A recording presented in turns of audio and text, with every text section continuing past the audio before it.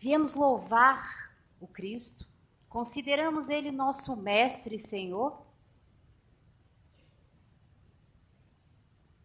Mas a pergunta sempre fica, né? As verdades que Ele trouxe são aquelas que a gente tem buscado viver? É o nosso desafio. Buscar viver como Ele caminhou, para encontrar a paz. Porque o reino de Deus nada mais é do que esse instante maravilhoso em que a gente está na mesma sintonia, na mesma vibração com o Pai, com o nosso Criador. Nesse momento em que a gente consegue essa união abençoada, somos só amor. E ser só amor não é alguma coisa para sonhar, não é alguma coisa de ideal, não é assim um pensamento e palavras bonitas.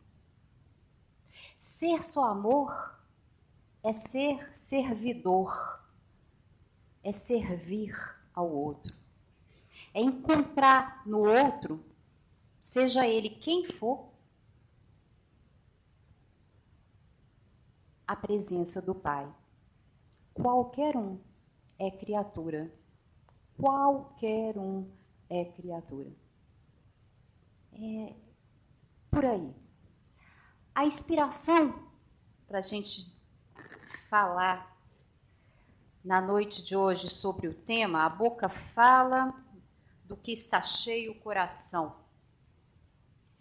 Me veio, na hora de estudar, de um trecho do livro, da obra O Consolador, que foi psicografada por Chico Xavier, o espírito que ditou é Emmanuel. E o nosso amigo Emmanuel diz assim: a palavra humana é um dom divino, quando acompanhada dos atos que a testemunham. É através das características faladas e escritas que o homem recebe o patrimônio de experiências sagradas de todos aqueles que o antecederam na evolução da civilização. É por intermédio do poder da palavra que se transmite de geração a geração o fogo divino do progresso na escola abençoada da terra. Que força tem essa tal de palavra? E aí vem Jesus, está aqui em Mateus, versículo 34, e diz assim: raça de víboras, maus como sois, como podeis dizer coisas boas? Porque a boca fala do que transborda o coração. Eu li esse versículo assim, como eu lendo para vocês aqui agora. E é forte, né? Imaginar o doce Jesus chamando a alguns. Quem são esses alguns? Fariseus, doutores da lei, os escribas, ele falava junto ao templo, e os seus próprios seguidores. Nos chamou de raças de víboras. E questionou a nossa capacidade de falar para o bem e do bem. Isso toca a gente. Porque ele não é um qualquer. Dentre os espíritos que nós conhecemos, Jesus, ou Cristo, é aquele que mais se parece com o nosso Criador, com o nosso Pai. E que capacidade ele tem de sondar a nossa mente e os nossos corações e saber de verdade como ainda estamos cheios de sombras, de dores, de incertezas. Só ele sabe, e só cada um de nós. Ele fala assim, E me assustou, e acho que assusta muitos, porque não fazemos aquilo que o colega acabou de mencionar, que é recomendação de Santo Agostinho. Não costumamos deitar a cabeça no travesseiro à noite e repassar o nosso dia. A gente deita a cabeça no travesseiro, ou planejando o dia que vai chegar, ou reclamando do dia que passou, ou cheio de ansiedade pelo que vai acontecer, ou desesperadamente cheio de sono e de cansaço. A gente dificilmente deita sem se alimentar, porque a fome é um dificultador do sono. Ninguém dorme com sono. Com fome, não tem sono. Mas a gente deita e dorme, cheio de dúvidas e de carências de espírito. Fazemos isso, sem brincar, sem pestanejar. E nos esquecemos de revisar as nossas posturas. De pensar o que vai dentro do meu coração, qual é o meu sentimento. Quem manda? Quem manda em cada um de nós, homens, que vivemos e experimentamos nesse planeta? O sentimento. Ele é o diretor de tudo. Você sente? O pensamento fundamenta-se no que você sente. E o pensamento tem força e plasma aquilo que a gente vive, aquilo que a gente fala, o jeito que a gente olha. É forte. Se a gente parar agora, fecharmos os olhos, nós todos, encarnados e desencarnados aqui presentes,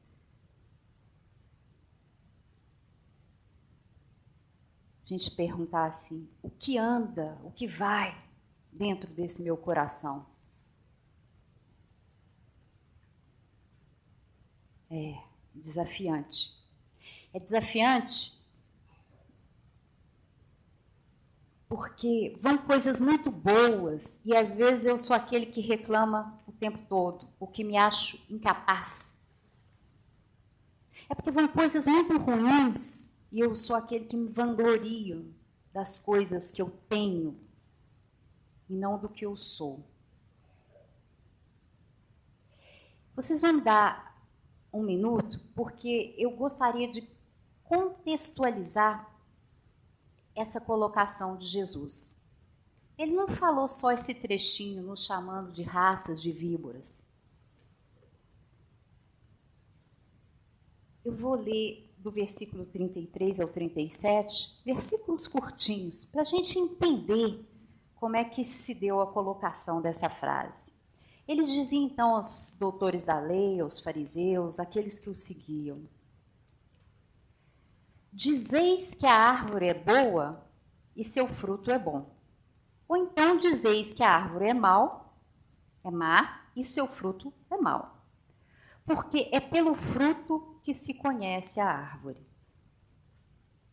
Aí ele diz que somos raça de víboras, maus. Como é que nós podemos dizer coisas boas? Porque a boca fala do que lhe transborda do coração. E complementa: o homem de bem tira boas coisas do seu tesouro. O homem de mal, porém, tira coisas más do seu tesouro. E eu vos digo, no dia do juízo, os homens prestarão contas de toda palavra vã que tiverem proferido. É por tuas palavras que será justificado ou condenado. Vejam a força que é isso. Eu digo que força, porque ele falou isso para aqueles homens lá, os donos do pedaço na época. Mas quando ele diz para a humanidade. E ele diz que as nossas palavras justificarão o nosso julgamento, o nosso caminhar, o nosso caminho até Deus.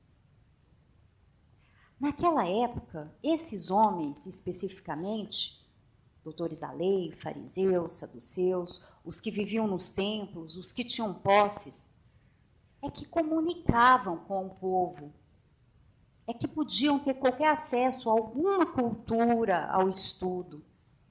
Eram eles que diziam as verdades e as verdades que queriam as pessoas.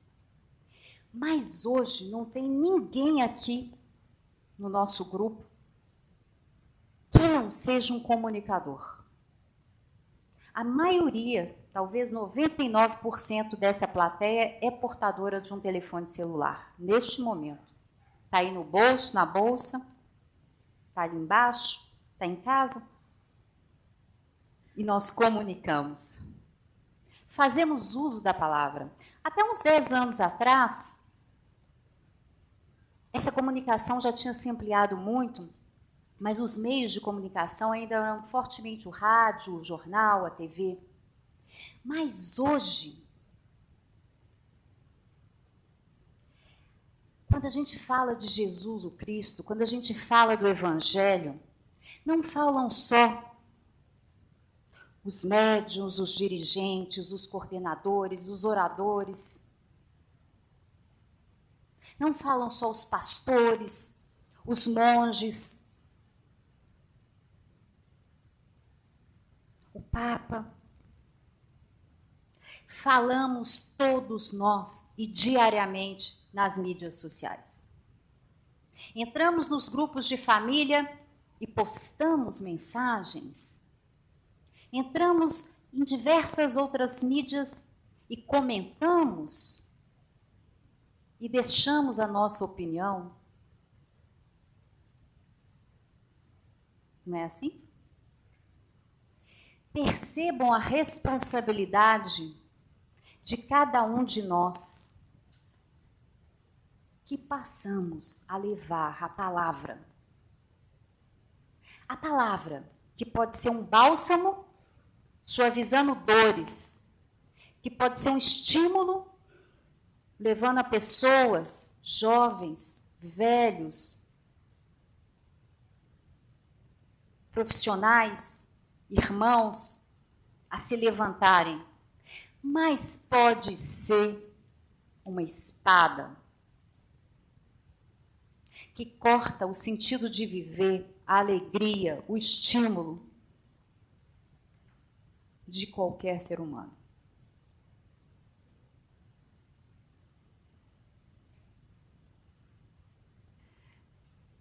É curioso a dificuldade que nós temos como humanos no relacionamento, em casa, nos lares, no trabalho, aqui mesmo, de nos olharmos nos olhos. De nos dizermos assim, nesse tom, que pensamos diferentes, de formas diferentes, que temos medo de te perder, medo de te conhecer, medo de que você faça melhor do que eu, medo de que você venha depender de mim, medo de sentir sua falta. Como a gente tem dificuldade de fazer isso, meu Deus. E aí vem o raio da rede social e me permite falar o que eu quero, do jeito que eu quero. E às vezes até por insegurança, e às vezes até por medo, receio de reações, eu não falava muito bem as coisas com as pessoas. Eu até pensava mal, criticava, julgava. Mas agora, pelas redes sociais, eu não te olho no olho, eu não estou próximo de você, então eu me acho. Eu me acho. Essa é a verdade. Eu me acho no direito de te mandar um tchau, um abraço, tudo de bom, uma imagem pronta. E assim eu me livro de ir até a sua mesa e te dar bom dia, um abraço, reparar no seu olho. É ou não é? De pegar no telefone, perguntar como é que foi o seu dia, como é que você está, e ouvir no tom da sua voz a sua necessidade. Eu mando a foto, eu mando a mensagem, não é? Eu mando um like, um coraçãozinho, mas eu não estou com você. É maravilhoso, seria maravilhoso, é maravilhoso que essas ferramentas sensacionais pudessem fazer isso tudo. Mas elas não podem substituir a nossa caminhada para a proximidade. A palavra, o contato visual, são coisas preciosas. São coisas preciosas. O Evangelho segundo o Espiritismo, Evangelho segundo o Espiritismo, no capítulo 19, vai tratar sobre aquilo que a gente está falando aqui, até com uma abordagem um pouco diferente. É o capítulo Haverá falsos cristos e falsos profetas. Ele trata do que estava para acontecer a partir do século XIX. Que muitos viriam e muitos falariam de amor, e muitos falariam em nome de Cristo. E muitos falariam de vantagens, de sucesso, de poder, em nome da religião. Religião é religare, é ligação com o Criador. Mas religião também é uma instituição. E aqui no capítulo 19, vale a pena ler, é um capítulo curto. Isso, é que muitos usariam a boca para colocar para fora uma série de coisas. Mas Jesus tinha razão. O que estava dentro do coração e o que anda no coração desses falsos profetas não é sentimento de alegria, não é sentimento de construção, não é solidariedade. É uma pá de egoísmo, é um balde de orgulho, é uma sede de poder que vem assim, ó, jorrando com palavras doces, meigas, palavras da moda, e nos capturam, e nos desviam. Um caminho que é simples, que é básico. É eu com ele. É bom ter os outros por perto. É bom dar as mãos e irmos. Mas o lance é eu com ele. Um espírito, de nome Lázaro, escreveu, ditou para que fosse psicografado, e está lá no Livro dos Espíritos, em 1861, o seguinte: não basta que os lábios destilem leite e mel, pois se o coração nada tem com isso, trata-se de hipocrisia. Aquele cuja afabilidade, a doçura não são fingidas, jamais se desmente. Quem te ama, quem te cuida, quem te gosta, muitas vezes lhe falará palavras duras, firmes, mas são palavras amorosas, são palavras de verdade que ficam. Vocês já viram palavras mais verdadeiras do que as palavras de Jesus? Que pulsam dentro da nossa sociedade, dentro dos nossos corações até hoje. Como pode? É porque são palavras verdadeiras. Mas, como diz Lázaro, Muitas das vezes, as palavras doces, meigas, bacanas, criativas, sofisticadas, são fingidas. E isso se dá no mundo e na nossa intimidade.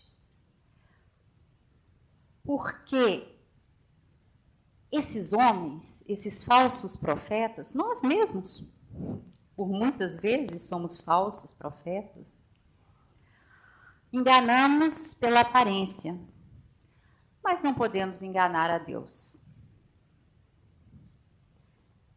Putz, 1861. Evangelho segundo o Espiritismo. A gente anda precisando ler, né? Eu gosto muito de ler, já li a codificação, estudo às vezes para fazer um estudo e leio. E a gente, no meio da codificação, acha uma pérola dessa. É ou não é? Não nada. A gente abre, lê um pedacinho, está fazendo culto em casa, tá? E aí vem isso. E não é só ler, não é só ouvir aqui, não é só essa conversa que a gente está tendo, não. É como bem disse o colega ali. Essa coisa de pensar na gente, no que anda dentro da gente, tem que ser um exercício diário. Eu gostaria de falar para vocês um pouquinho sobre a fala humana. Porque Jesus disse assim, a boca fala do que está cheio o coração, mas a boca fala. Já pensaram que história é essa da gente falar? Nós somos humanos e falamos. Olha, animais bastante parecidos com o ser humano que nós somos hoje, surgiram nesse planeta há 2,5 milhões de anos. Humanoides, não como a gente é perfeitamente. Cabeça um pouco diferente, o tamanho dos braços, o tronco não era tão ereto. Mas há 2,5 milhões, esses humanoides surgiram. E eles conviviam com outros mamíferos, com grandes animais, macacos, dinossauros, pequenos répteis. Convivíamos.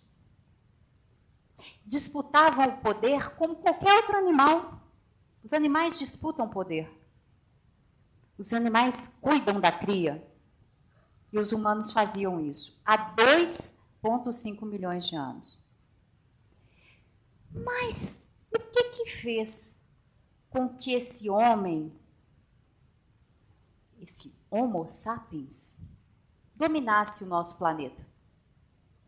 Dominasse lá atrás aquelas savanas todas, migrasse da África para todas as partes do mundo? Vocês já pararam para pensar? Nós éramos animais. Tateávamos as coisas, sentíamos o cheiro, nos alimentávamos do que achássemos, sementes. O que fez essa mudança total? Hoje nós mandamos no planeta, coordenamos o planeta. Aproximadamente entre 30 mil e 70 mil anos atrás é que se deu essa grande mudança. Os humanoides adquiriram a capacidade de se comunicar, de falar, de interagir através de uma linguagem. Passaram a ter um pensamento contínuo. Como é que se deu isso para a ciência? Alterações genéticas ao acaso fizeram com que o nosso aparelho fonador, faringe, laringe, se desenvolvesse de uma forma diferente dos outros. Conexões dos neurônios permitiram que a gente arquivasse conhecimento, se lembrasse das coisas que tinham acontecido. Então, o Homo sapiens, o homem, tem aquilo que o animal não tem. Se lembra das coisas, guarda conhecimentos e transmite conhecimentos. E com isso se associa. Ele pode se comunicar não só com quem está do lado, mas com mais pessoas. Mas o diferencial, o pulo do gato, é a tal da revolução cognitiva. Quando o homem adquire a capacidade de falar, de entender não só aquilo que estava nas suas mãos, não só aquilo que ele podia cheirar, pegar, sentir. Ele imagina, ele cria religião. A religião não existe, não tem cheiro. Cria as noções primitivas de Estado, de poder, os deuses. Ele imagina. Isso não é real. E ele se lembra do que passou. E ele transmite para os que vêm a sua experiência, a sua imaginação, a sua criatividade. Dentro da nossa doutrina, que realmente é uma doutrina fundada na filosofia, na religião, mas também na ciência, olha como está lá no Gênesis. Os corpos daqueles homens primitivos melhorados, em se procriando, reproduzindo-se nas mesmas condições como ocorrem com as árvores enxertadas, deram nascimento a uma nova espécie que, pouco a pouco, distanciou-se do tipo primitivo, à medida que o espírito progrediu. Então, a nossa doutrina, em perfeita sintonia com essas descobertas científicas recentes, já dizia no século XIX, por revelação dos espíritos. A moral, o espírito foi se desenvolvendo. E pôde, pelo seu desenvolvimento intelectual e moral, habitar corpos melhores, mais desenvolvidos. E partir para a jornada de, em grupo, espíritos evoluírem. Toda a transformação que nós temos nesse planeta se baseou na capacidade de falar. E a gente acha que pode falar de qualquer jeito. E a gente acha, né, que está tudo bem. E o mesmo Lázaro, aqui no Evangelho segundo o Espiritismo, diz assim: nós aprendemos a pensar e nos tornamos humanos. Quando nós aprendermos a amar, teremos atingido a grande meta. O convite de Jesus aos fariseus, aos doutores da lei, a nós mesmos, é esse.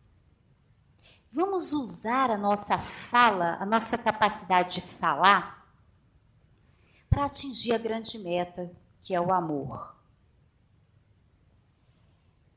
Tem um espírito que Chico psicografou, ele se chama Joaquim Murtinho. Ele foi senador no Brasil. E esse senador, ele disse assim, e Chico grafou: a palavra agradável que nós proferimos, ou a palavra que nós ouvimos, são as manifestações de simpatia, as atitudes fraternais e a compreensão. São recursos medicamentosos dos mais eficientes, porque a saúde, na essência, é harmonia de vibrações. Vejam bem, muitos de nós estamos aqui essa noite em busca de saúde. Nossa saúde mental, física, dos nossos queridos. Nós trouxemos água, vasilhame, a espiritualidade está trabalhando. Mas percebam como é fundamental que haja harmonia nas nossas vibrações, de pensamento, de olhar e da palavra. Eu digo isso, gente, porque a palavra tem um poder sensacional. Chico Xavier era um homem que tinha muitos problemas de coração. Ele era muito frágil.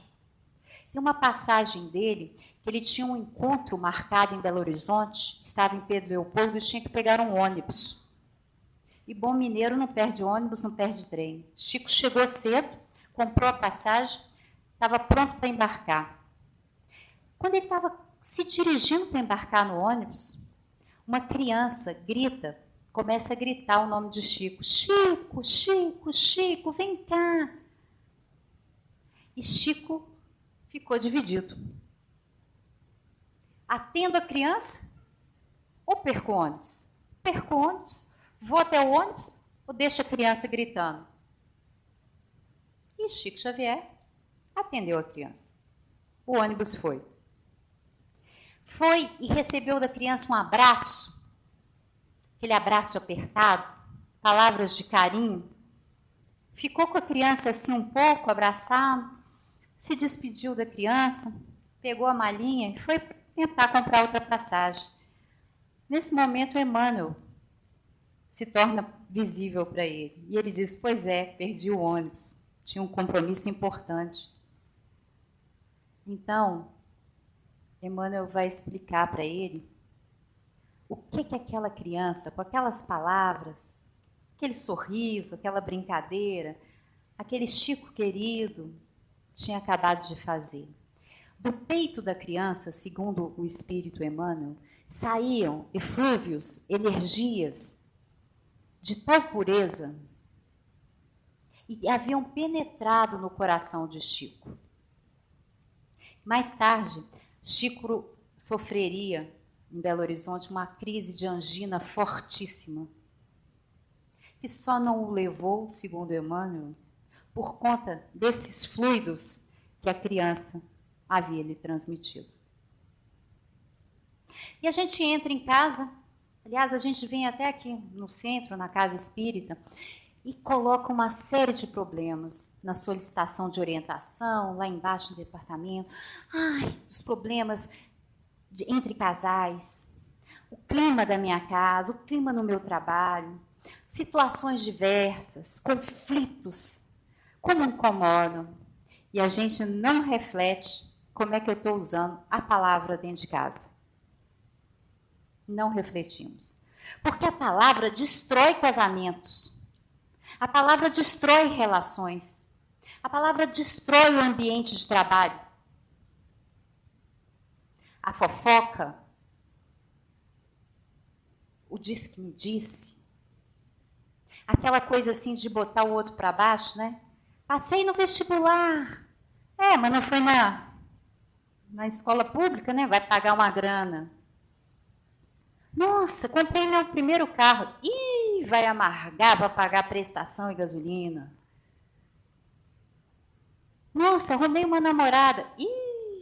Agora que você vai ver como é que é a mulher. A gente tem essa coisa, né, de criticar, de botar o negativo. A gente usa a palavra como uma metralhadora, uma bazuca, destruindo lá dentro de casa. A gente chega gritando, fala gritando. Quando a gente não usa assim um estilete pequenininho para cutucar pequenas feridas. Pequenas feridas. Chico recomendava que a gente abolisse dentro do lar as palavras maliciosas. Aquela cutucada. Como sempre, né, você. Aquelas coisinhas, né? Silenciar diante das ofensas. Às vezes a gente ouve uma ofensa, uma crítica, e orgulhosos que somos, não percebemos que aquele que nos critica está fazendo um enorme favor. Porque de duas uma, ou ele está apontando alguma coisa que eu ainda não vi em mim, ou ele está sendo realmente deselegante, grosseiro, como muitas vezes eu também tenho sido. E eu estou sentindo em mim como é ruim ser maltratado. Como é ruim ser vítima de alguém que não teve um bom dia, que está adoecido na alma. E eis aí a oportunidade de praticar a caridade. Às vezes é preciso calar. Pedir para conversar depois. Tentar pensar aqui dentro da cachola o que leva a pessoa a falar comigo daquele jeito. Mas, em especial, não deixar de dormir uma noite sem perguntar a gente mesmo o que é que me levou a ter aquela crise de histeria, de gritar daquele jeito, de falar naquele tom, de contar aquela mentira, de participar daquele grupo de fofoca.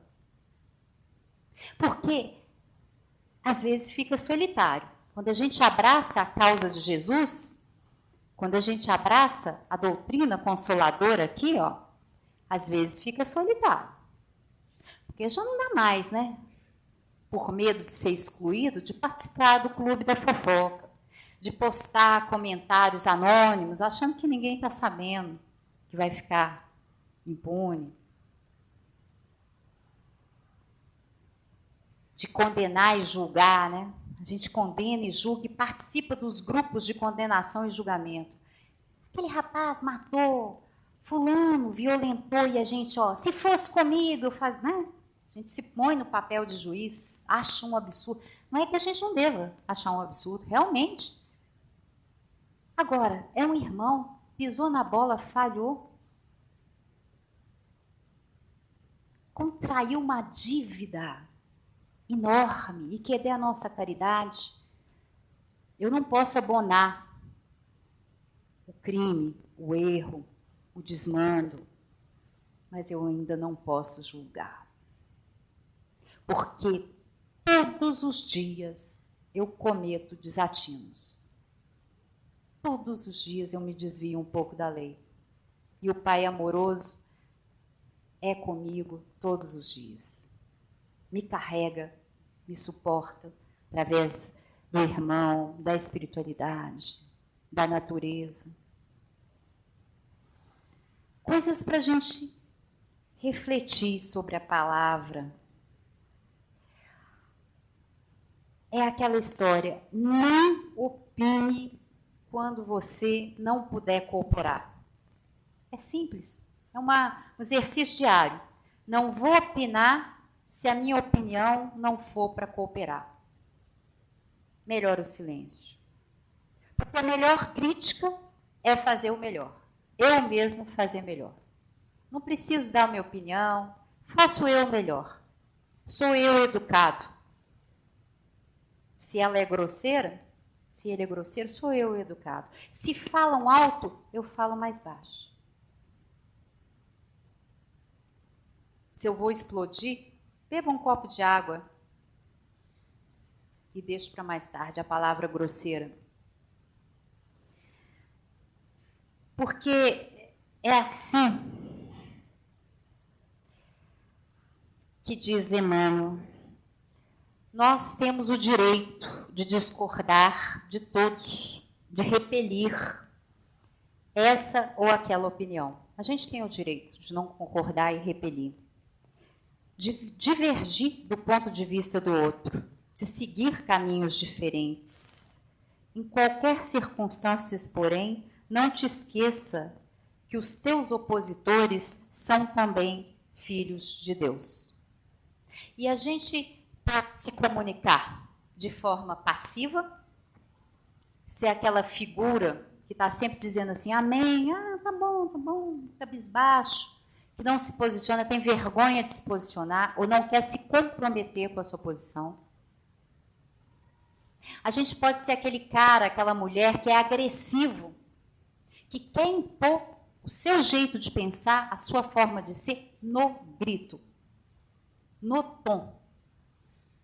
E a gente é, muitas vezes, assim.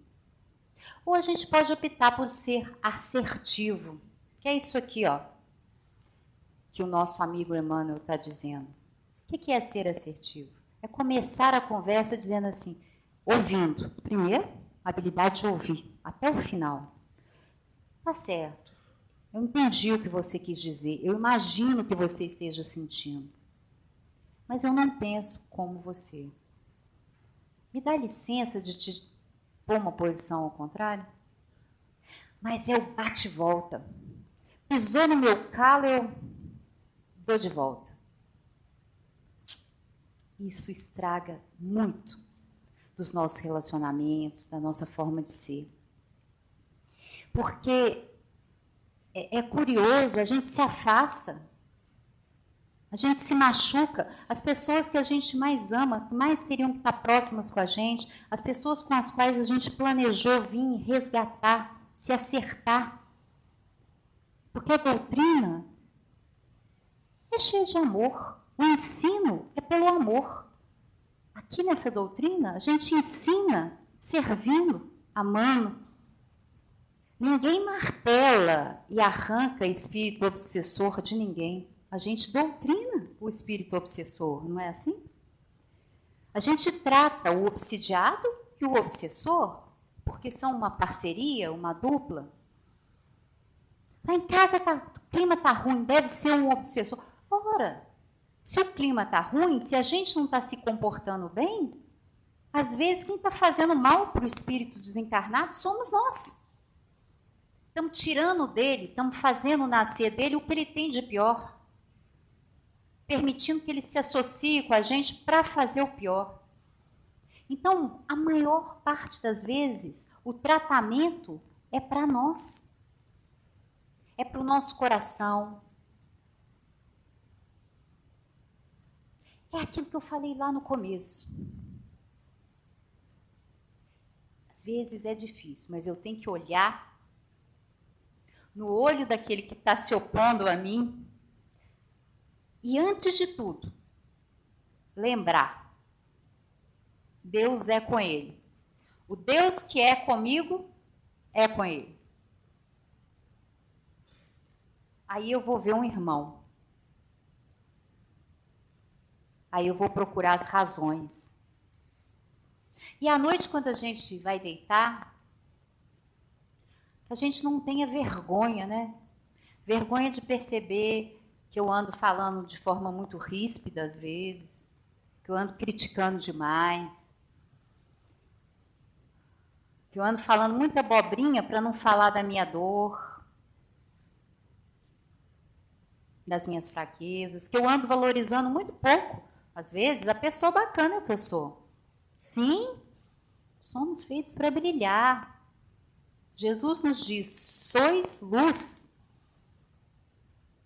Tanta coisa boa para a gente falar do que a gente está aprendendo, da pessoa que a gente está querendo ser, se transformar. E às vezes a gente se apega a falar um bocado de abobrinha, né? Realmente é curioso, né? Levar um puxão de orelha de Jesus, dado há mais de 2000 anos, que se encaixa como uma luva para os espíritos que nós somos hoje, aqui vivendo. Gostaria de ir encerrando, né, Mônica? É 9h20, né? Contando para vocês que hoje, vindo para cá, o trânsito estava pesado e eu estava de carona, eu vi um negócio na rede social. Eu falei, eu tenho que compartilhar com o pessoal, porque a rede social não é só lugar de falar mal, né? De colocar coisas que são fantasiosas e etc. Tem umas coisas bonitas também, pessoas que partilham coisas muito bonitas.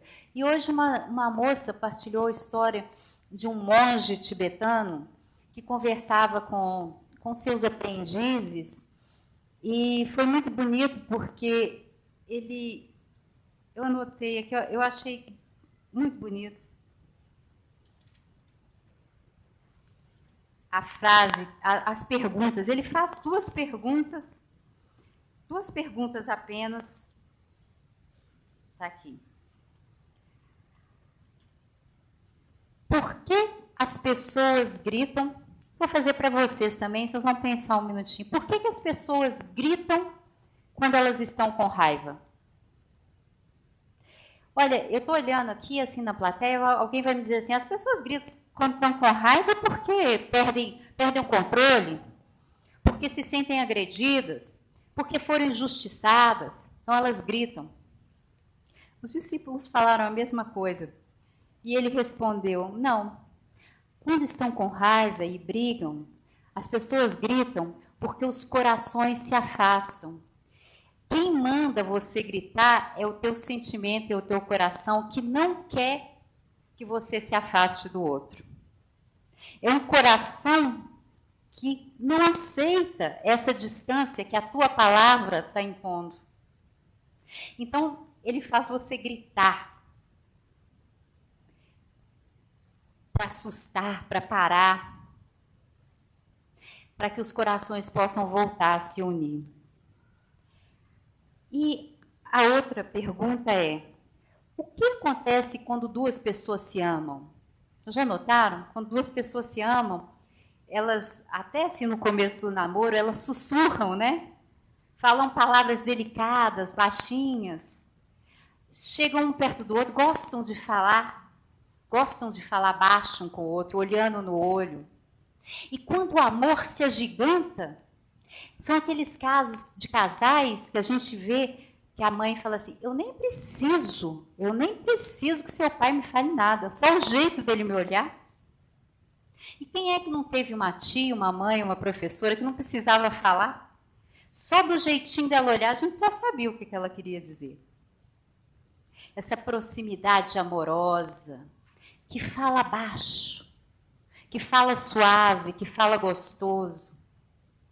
É isso que a gente tem que resgatar. Quando você for discutir, quando você for colocar a sua ideia, a sua opinião, quando você for conviver no trabalho, na família, aqui na casa espírita, lembre-se de cuidar do tom de voz, para que a sua palavra, a sua voz, não afaste corações. Porque quando os corações se afastam e ficam afastados por muito tempo, o caminho de volta pode ser perdido. E nós estamos juntos não é para perdermos uns dos outros, é para que juntos, sobre a égide do Mestre Jesus, possamos caminhar cada dia mais e melhor. Um abraço no coração de cada um.